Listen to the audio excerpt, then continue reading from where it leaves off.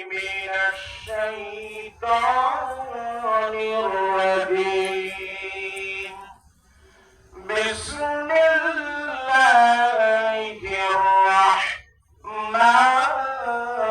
الرحيم ولا تركنوا إلى الذين ظلموا فتمسكم النار وما لكم من دون الله من أولياء ثم لا تنصرون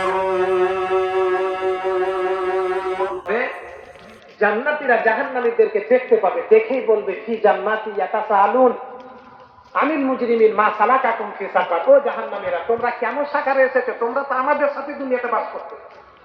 আমরা কি সকলেই জাহান্নামে চলে যাব? কেউ কেউ তো জান্নাতে যাব নাকি বলে, আবার কেউ আমরা হয়তো বা জাহান্নামে চলে যাব। আল্লাহ পাকের মাঠে সবাইকে যেন জান্নাতের জন্য কবুল করেন, বলেন আমিন।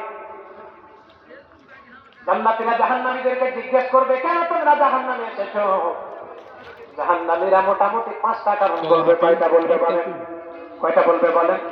5টা কারণে তারা জাহান্নামে এসেছে। জান্নাতীদেরকে ওই জাহান্নাম থেকে বসে বসে বলবে। তার ভিতরে এক নাম্বার হলো নান্নাকু মিনাল মুসাল্লিন।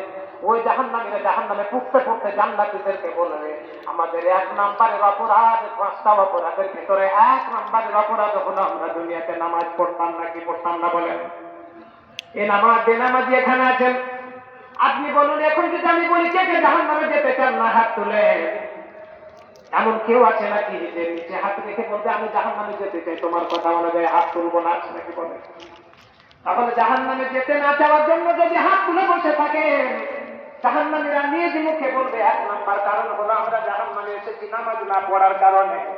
এই মজলিসের ভেতরে আমার দাঁড়িয়ে থাকলে আপনার আমার পাড়া প্রতিবেশী সবার উপর আমার দাবদাহ থাকবে। যে কারণে জাহান্নামীরা জাহান্নামে হয়েছে 5টা কারণের ভিতরে 1 নাম্বারে হচ্ছে তারা দুনিয়ার জীবনে নামাজ পড়তো নাকি পড়তো না বলেন?